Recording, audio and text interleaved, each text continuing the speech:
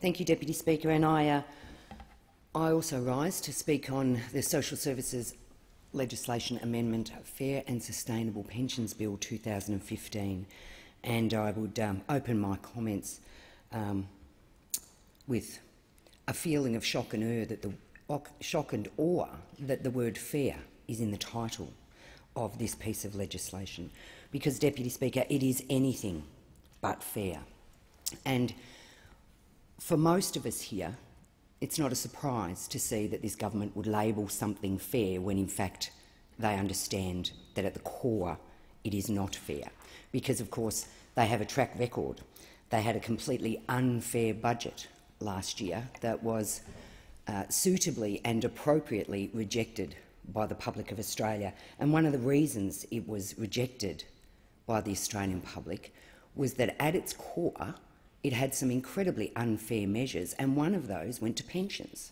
Now, of course, we all know in this place that the indexation cut plans in last year's budget, we know because in our electorates pensioners came to see us, because we stood with pensioners across this country day in, day out to beat back that change.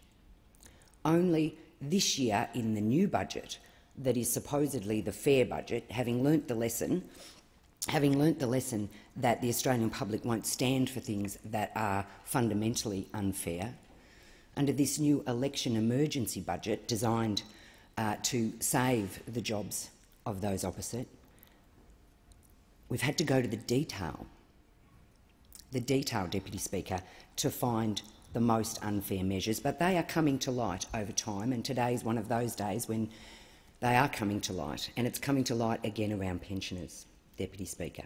And we all remember the Prime Minister before the election as opposition leader. We all remember all of his promises, and we can all recount the broken promises since then, and the biggest broken promise of no changes to pensions. And now we're on the second raft of changes to pensions, having beaten back the first by standing together with pensioners.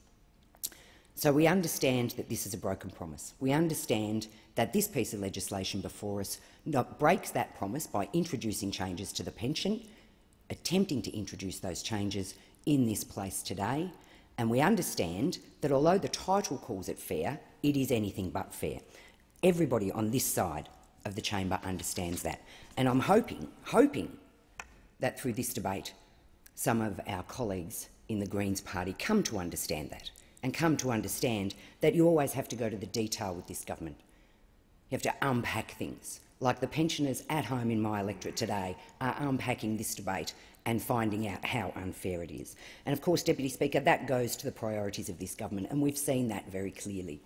And I would urge people who are looking at this debate today, who are unpacking the detail on this, not to single out this one issue, but to look at across the raft. Because as we've seen, this is a government that is intent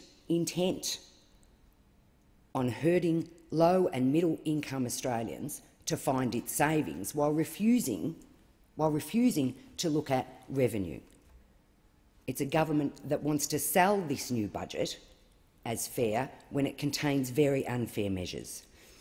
Now, Deputy Speaker, I stand here very proud as a Labor member of Parliament, and stand proudly on our history on pensions, not just since the government's debacle of a first budget, but over history. I stand here very proud of the review into pensions and the action that was taken by the previous Labor government in implementing the Harmer report and delivering the recommendations made, and delivering the biggest increase to pensioners in 100 years, delivering fair indexation arrangements to keep pace with wages that experts acknowledged was cost neutral. And I stand here very proudly as an Australian with that history, and also with the knowledge that our pension system is the best targeted in the world. And I want to immediately suggest that the notion that our pension system is unsustainable should be rejected outright by the Australian public, and that pensioners who are looking at the detail of this legislation can rest assured that this side of the parliament will not allow them to be separated from other pensioners, as is this government's want, family against family, pensioner against pensioner, retiree against retiree. We will ensure that the public understands that this is an attack on pensioners, that this is an attack on low and middle income people in their retirement, not, as those opposite would have us believe, the millionaires. I would say, Deputy Speaker, that this government perhaps learnt something after its very poor first budget. They did learn. They kept telling us that it was the salesman and not the content, but we now understand, because we have a different approach to this budget, that it was definitely the content that was rejected and not the sales job.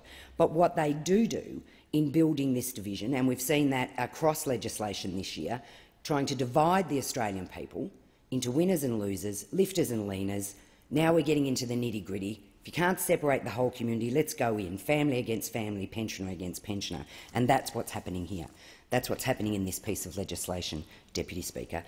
And we've heard Speaker after Speaker. We heard the member for Jaga Jaga yesterday. We heard the Leader of the Opposition yesterday get out those critical points. Put on the record what this legislation actually means, what it really means. And this piece of legislation is bad news for low and middle income pensioners currently and those set to retire across the next 10 years, and it is not justifiable. It's about priorities. This is a priority this government has. And in the process, Deputy Speaker, they have done some really cruel and unusual things. They have highlighted or tried to run a discourse with the Australian public, first labelling the people targeted in this piece of legislation as millionaires when they are anything but millionaires, but they've gone further than that. They've gone further than that. The insinuations that somehow people who've worked hard all their lives are somehow a drain, a burden. Deputy Speaker, this parliament needs to be reminded that these people have contributed all their lives to our economy, to our community, and that this piece of legislation breaks a contract with pensioners in this country. Deputy Speaker, we have to be clear. We have to be very clear about what this bill does. This bill could leave single pensioners $8,000 worse off. Couple pensioners, some could be $14,000 a year worse off. Now, Deputy Speaker, this is important because that could be a quarter of their annual income. And Deputy Speaker, I think back to images on our television screens, back to 2007 and before, images on our television screens, and how the community rallied behind pensioners when it became apparent the levels of poverty that some pensioners in this country were living in. And I fear, Deputy Speaker, and I know, Deputy Speaker, that we will see a rerun of those images if some of the measures in this bill go through this parliament. Make no mistake, Deputy Speaker, this bill will spare some pensioners the pain from last year, but it will still have very serious negative impacts for other pensioners this year. And the bulk of this is around the notion of assets and the picture being painted by those opposite that these pensioners and part pensioners somehow are millionaires with millions of dollars worth of assets, when in fact that is not the case, when in fact the measures in the legislation actually go to people with assets at $450,000, Deputy Speaker. And those assets, we really need to dig into that because, and I want to dig into that in terms of pensioners that I know in my electorate and what their assets might be. Now, you've got to look at that assets list as the Leader of the Opposition did yesterday. Obviously, Speaker after Speaker is going to talk about the family home being sacrosanct, Deputy Speaker, and that's not part of this package. Well, that's terrific news. But anything else you own, like the furniture in that home, that is part of this measure. So we've got to look at your motor vehicles, caravans and boats and household contents, your furniture. Deputy Speaker, I can see people living in keeping their family home but having to sell off the furniture to maintain their income across the year.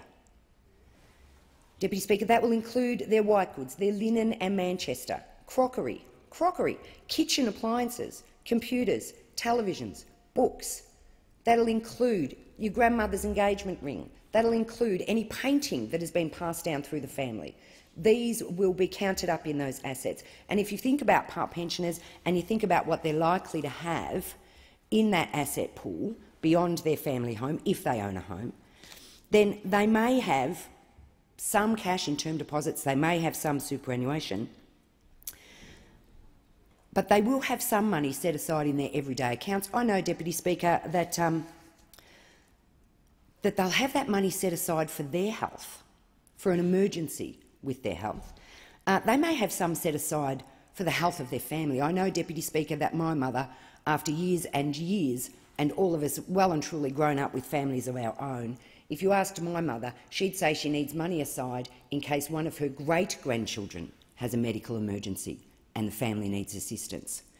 Because, Deputy Speaker, that's how Australians are wired, to look after their families over time.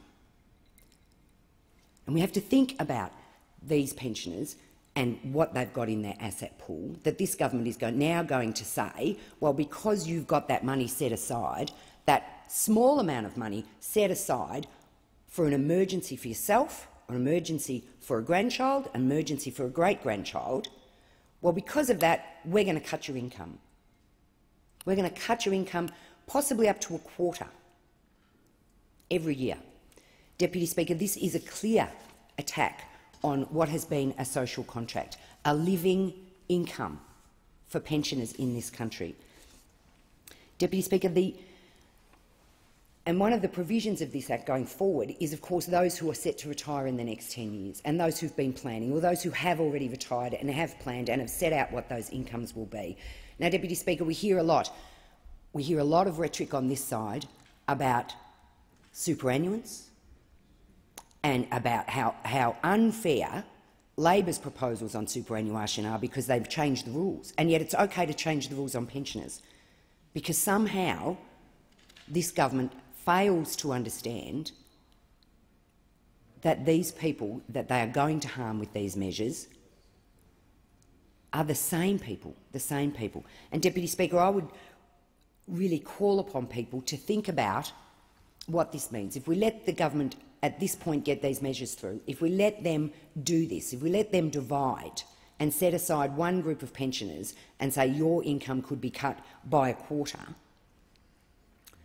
and we allow them to do that and call them millionaires, at the same time they refuse and have ruled out any changes to the top end where people might be, where the Labor proposal is those people drawing an income down on their superannuation above $75,000 would have a tax concession change at their income above that $75,000, which seems much fairer than this, that would cut people's income by up to a quarter.